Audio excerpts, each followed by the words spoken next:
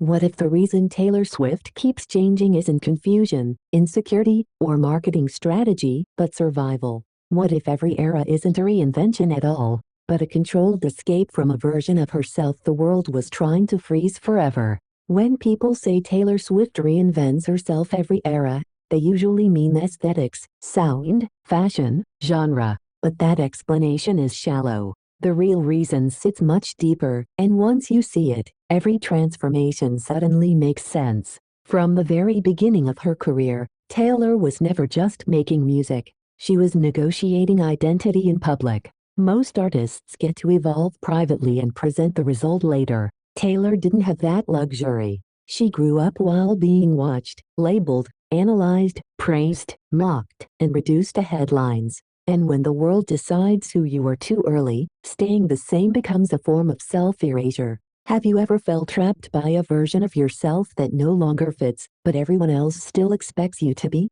Each era begins when the old narrative stops serving her. Not when it stops selling, but when it stops protecting her. Country Taylor wasn't just a sound. It was safety. It was sincerity. It was an environment where vulnerability was rewarded and youth was allowed. But as she grew older, that space tightened. Expectations hardened. The rules changed. Staying there would have meant shrinking, so she left. Not abruptly, not recklessly, but decisively. Reinvention, for Taylor, is not about novelty. It's about control. When you don't reinvent yourself, others do it for you. They define you through breakups, controversies, caricatures. By shifting eras, she takes authorship back. New sound, new visuals, new tone, new emotional vocabulary. Same core person, different armor. Ask yourself honestly, if millions of people misunderstood you, would you stay the same just to be recognizable? What people often miss is that Taylor doesn't erase her past eras.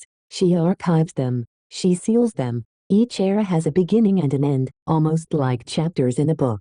Once closed, she rarely re-enters them emotionally. That's not branding. That's psychological boundary setting. She refuses to live forever inside old pain, old mistakes, old versions of herself that no longer represent who she is. How many people around you are still being punished for who they used to be? Another key reason she reinvents herself is expectation fatigue. Once the public learns how to read you, you become predictable. Predictability kills freedom. Early on, Taylor realized that if people could guess what her next move would be, they would also control the emotional response to it. So she disrupted the pattern. Genre shifts weren't risks. They were resets. They forced people to listen again instead of assuming. Notice how each era answers the previous one. Innocence is followed by defiance. Defiance is followed by control. Control is followed by introspection. Introspection is followed by detachment.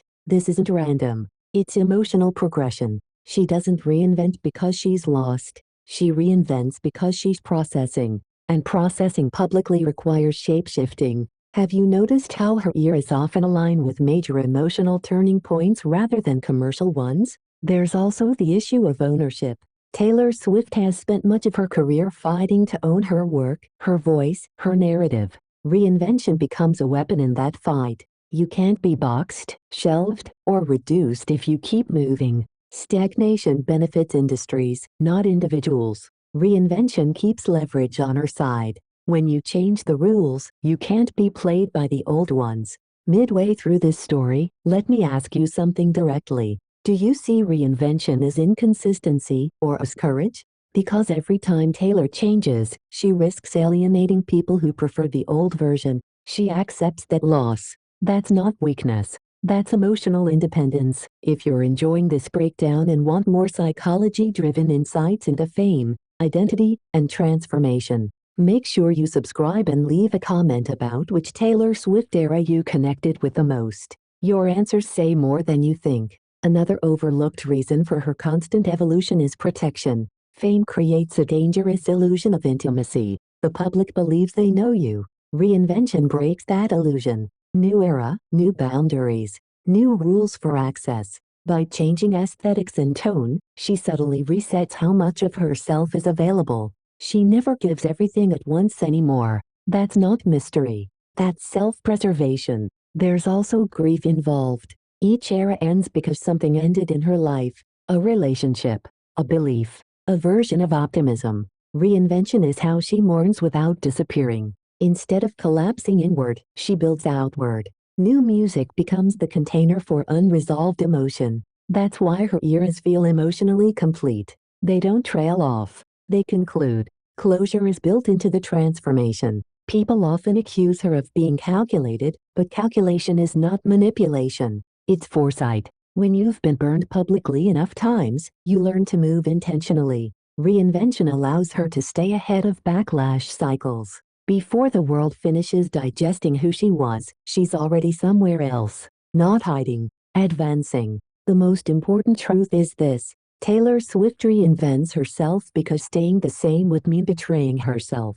Growth demands change, and change, when done consciously, becomes power. Each era is proof that you are allowed to outgrow the version of yourself that made you successful. You are allowed to disappoint people who were attached to who you used to be. You are allowed to choose evolution over comfort. So the next time someone says Taylor Swift changes too much, hear what they're really saying. They preferred a version of her that no longer exists. And she refused to live there just to make others comfortable. Which era felt like it arrived exactly when you needed it? Which one mirrored a phase of your own life? Tell me in the comments. And don't forget to subscribe for more deep dives into the hidden psychology behind music, fame, and personal evolution.